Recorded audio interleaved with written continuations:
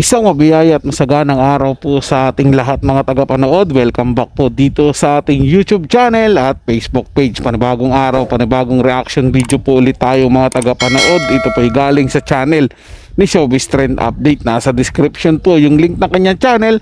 Bisitahin po at pakisuportahan na rin. At ang balitang gagawan po natin ng reaction, bibigyan ng komento, opinion, ay ang balitang Rico Blanco nagsalita na at hinamon si Maris Racal. Pero bago po tayo magpatuloy, nais ko lang po kayong pasalamatan sa inyong walang sawang suporta at pagtangkilik po dito sa ating channel. Kaya naman huwag na nating patagalin to. Simulan na po natin ang ating reaction video sa araw na to mga tagapanood. Let's do this! Welcome back sa aking channel. River Maya vocalist Rico Blanco nagsalita na sa panloloko ng kanyang ex-girlfriend na si Maris Racal. Rico hinamon na magsalita na si Maris sa panloloko sa kanya. Panuurin at pakinggan ang buong detalye.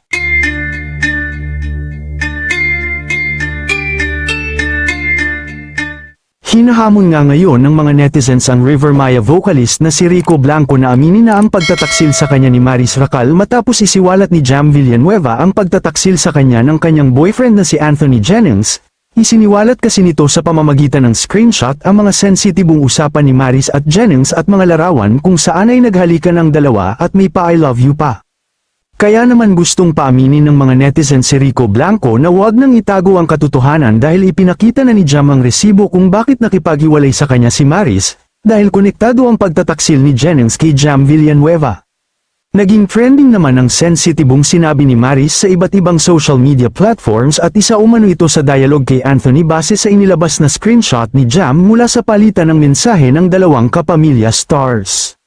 Bukod pa dito, bukang bibig na rin ng mga mapang-asar na mga netizens ang mga salitang, "That was hot, you miss my body," "Og yung amoy ng sweater mo," "You look so tired, I wanna baby you," at "I want baby kisses," na makikita rin sa screenshot ng alleged convo ni na Maris at Anthony.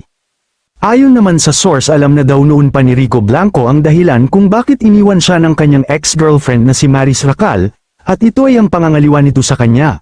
Kaya naman wala nang dahilan pa para magsalita si Rico dahil kahit hindi niya sabihin at kahit hamunin pa siya tungkol sa ginawang panloloko sa kanya ni Maris ay alam na daw ito ng mga tao. May balita pa nga noon na kumalat na inamin ni Rico na nagparaya na lang siya kay Maris kahit alam niyang masakit, at hindi na siya nagbigay pa ng anumang detalye. Sa ngayon base sa naglalabasan ng mga ulat at base sa mga isiniwalat ni Jam Villanueva ay tila nasira na ang love team ni Maris Racal at Jennings na pinapasikat pa naman ng ABS-CBN dahil umano sa ganda ng chemistry. Maraming fans din nila ngayon ang tila napahiya dahil sa pagtatanggol nila noon kay Maris at pagsasabing hindi ito mang-aagaw.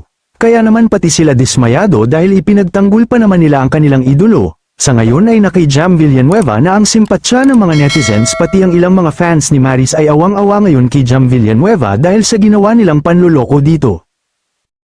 Kayo mga ka-showbiz, anong masasabi nyo sa ating showbiz topic ngayon?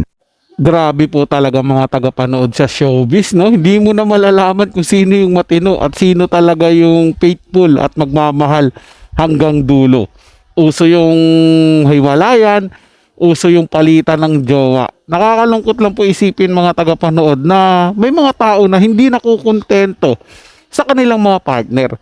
Okay lang naman po magpalit ka ng partner, magpalit ka ng minamahal, pero dapat po hindi yung sawi na pangangaliwa.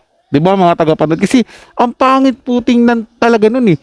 Kawawa po kasi yung naagrabyado, katulad ng pinalitan mo siya, hindi niya alam kung ano reason bakit mo siya hinawalayan, bakit mo siya ipinagpalit sa ibang babae o ipinagpalit sa ibang lalaki. Kawawa po talaga yun mga tagapanood kasi wala silang kalam-alam sa sarili nila.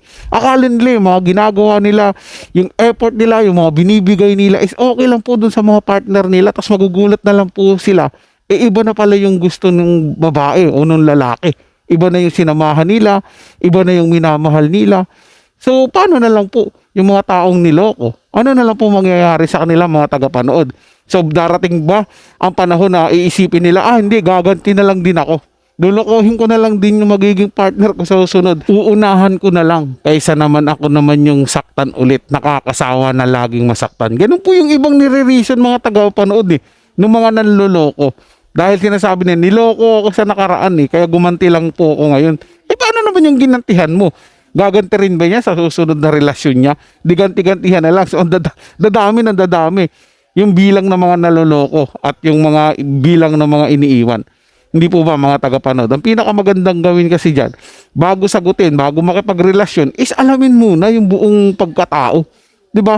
At huwag magpadalos-dalos na umibig sa isang taong hindi naman talaga lubusan mong nakilala pa. So yun lang po mga tagapanood, no? Nagustuhan nyo po yung ating talakayan sa araw na to. At kung kayo bago lang po na napadaan dito sa ating channel, huwag nyo po sanang kalimutan na mag-subscribe. Hit nyo na rin po notification bell para lagi po kayong updated sa mga bago pang video na ating ilalabas. Share, like, and comment din po kayo mga tagapanood. Atin yung babasahin at pupusuan. So hanggang sa muli po, ito yung Tagapanood TV. Komento at opinion lamang, wala pong personalan. Paalam po at mabuhay po kayong lahat.